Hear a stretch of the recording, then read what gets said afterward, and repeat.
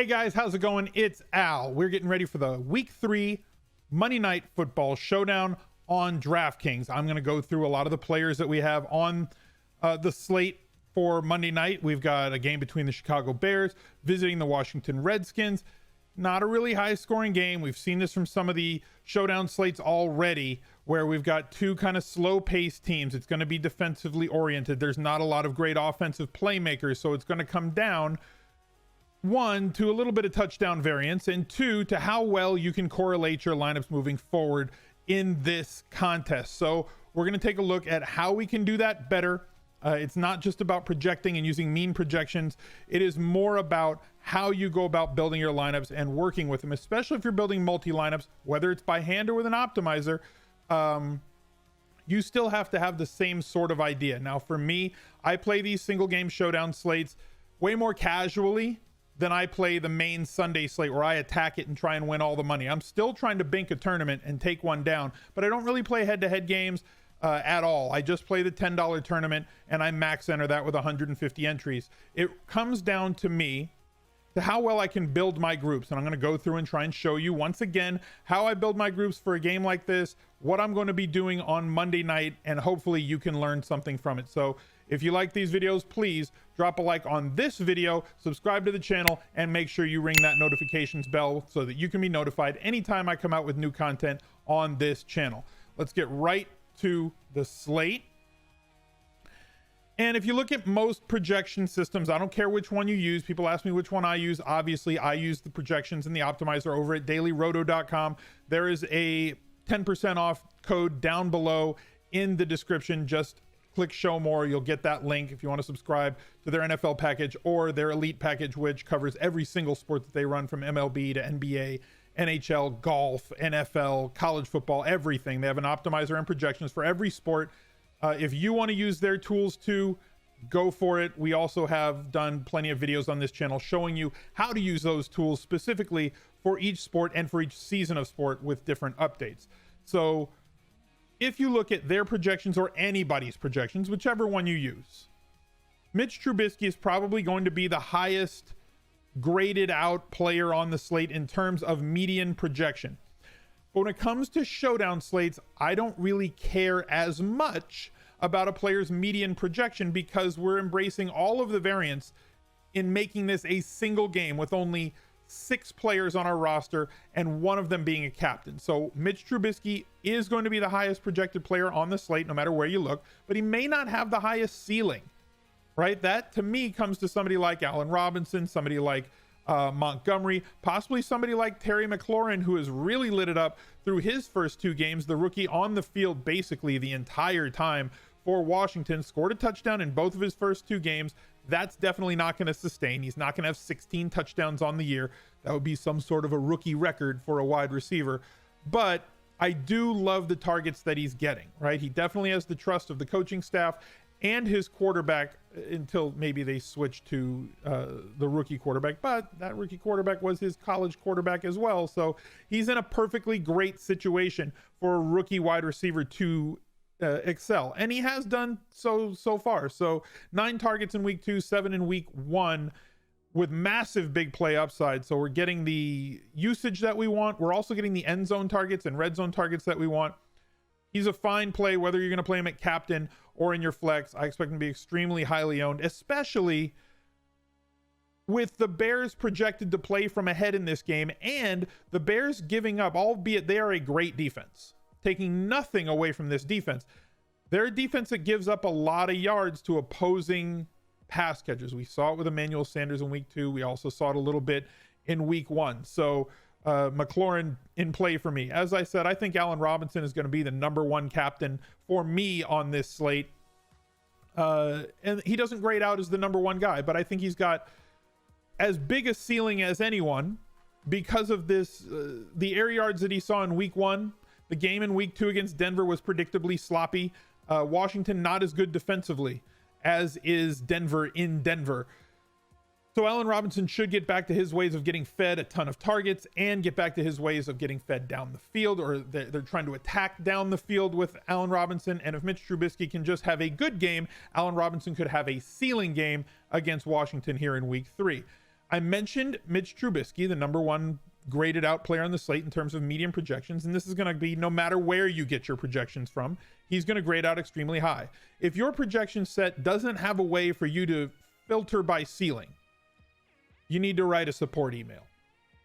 Because I've said this on every single Showdown video, and I still get a bunch of people saying, well, that's not fair because there's more wide receivers and running backs and there's only 2 quarterbacks in a slate. A quarterback will win you a Showdown slate if you look at all the winners from the year and 2 or 3 weeks that we've had of Showdown so far with single game Showdown on DraftKings. About 10 or 11% of the winners on Showdown are with a captain at quarterback. The vast majority of those winners are running backs and wide receivers, not tight ends, not defense, not kicker. So I want the vast majority of my captain spots to be filled with those positions. I will still have 8 to 10% quarterback in my captain spot. And when I do that, it comes down to my grouping. So if we're going to put Trubisky in our captain spot, I want to build a group. And if you're not using a lineup optimizer, I totally understand. But make sure that your lineups have at least 2 of Robinson, Montgomery. Where are the rest of his pass catchers? Tariq Cohen. It's going to depend on whether you think Montgomery is going to be one of the pass catchers. If you don't, I totally understand. He has not been utilized so far, although he was somebody who does have good pass catching ability in college. Trey Burton, we're going to have to watch this. He's questionable for Monday night's game. We'll know an hour and a half before, assuming that he's healthy. We're going to plug Burton into that group as well. Taylor Gabriel into that group as well. Miller into that group as well. Every one of my Trubisky and captain lineups is going to have a minimum of 2 of these 5 players with a maximum of probably 4 of them, right? I'm going to really try and capture all of the upside on that offense, because if Trubisky has a Showdown slate winning game, I want to be sure that I have everybody that is associated with him so I get both sides of those catch, all the yardage, all the touchdowns, and every combo possible that I can get with Mitch Trubisky. Looking at the other side of it, if Case Keenum is your captain, you don't just want to have Terry McLaurin be your only pass catcher. There's a lot of different scenarios that could play out. With McLaurin being his number 1, he's obviously going to be in the group. Chris Thompson going to be in the group. Vernon Davis going to be in the group. And then we have to find out who else. Jordan Reed going to miss again. Unfortunate situation there. Not going to put Adrian Peterson in a group with him. Am going to put Paul Richardson in his groups, and probably somebody like Trey Quinn as well, with a minimum of 2 of these players being in every lineup with Case Keenum. The other side of this, and we talked about this, and it's very important. If I have Allen Robinson in my captain spot, every single one of my lineups with Allen Robinson in the captain spot is going to have Mitch Trubisky aligned with him as well. You need to do this for every one of those pass catchers in reverse. A group with Allen Robinson, a group with Terry McLaurin, a group with Vernon Davis, a group with Tariq Cohen as the captain. Every one of those needs to have their quarterbacks attached to it. On top of that, you need to build bring back groups. If this game happens to go over the total, and it's not a high total, right? We're looking at 41 points, maybe 41 and a half points total expected from this game. Let's say this game does get a little bit out of hand, right? For these teams, and there are 55 or 60 points scored. What if it's 30 to 27 by the time it's all said and done? We're going to want to capture as much offense as possible in the case that this game does shoot out. So I'm going to build a separate group with Case Keenum and Mitch Trubisky at captain. I'm going to build a Trubisky group with at least 1 of all the Washington players, not just pass catchers. Okay. I'm going to build a group with basically every single one of the Washington viable offensive players on the other side, playing at least one of them in every Trubisky group. I'm also going to mirror the same thing on the other side in all my Case Keenum groups with at least one of Trubisky, Robinson, Montgomery included in this group, Tariq Cohen, everybody else, and at least one of those players in every group. So I'm definitely going to have at least 2 of the pass catchers for Case Keenum and at least 1 player from the Bears squad on that team. And I'm not going to have probably the Bears defense correlated with the quarterbacks. When it comes to defenses and kickers on Showdown, just looking at all of them in the flex here really quickly. 1, 2, 3, 4.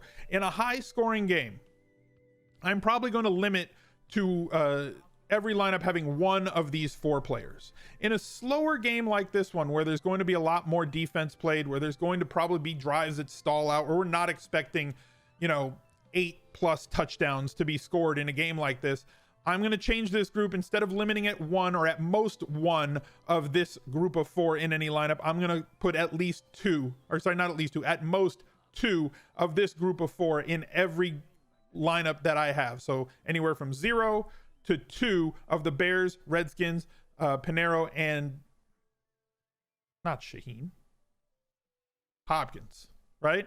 That's going to be the grouping that I'm going to build for the kickers and defenses. I'm going to limit to 2 in the slow games, just like we saw with Jacksonville and the Titans. I will probably also build a Bears defensive group with them at the captain. I'm going to have a few lineups with the Redskins at captain as well, and I'm going to correlate those lineups similarly. If the Bears are going to be there, I'm going to have more Bears on that team. I'm probably not going to have the top plays on the other team. I'm going to limit to maybe 1 player from Washington on those lineups with the Bears at captain. I'm going to limit the Redskins lineups at captain to 1 player on the Bears and move my way through thusly. So again, I definitely recommend playing these showdown slates for fun. I'm not going to tell you to attack and just go after everything. If you are really good at showdown and you can be profitable at head-to-head games, if you're profitable at high stakes, by all means, go do it. I view these things like the art of war. Where your opponent is strong, retreat. Where your opponent is weak, attack. For me, showdown slates, I play for fun. That's how I look at them. That's how I approach them.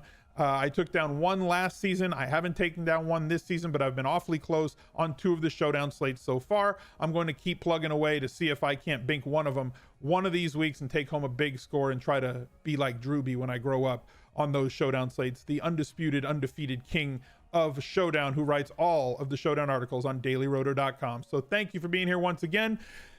Click that like button, smash that subscribe, and make sure you ring that notifications bell, because I'll be here all week with a whole bunch of new videos to get you ready for Sunday on week 4. Thanks for being here, guys. I'll catch you later. Bye.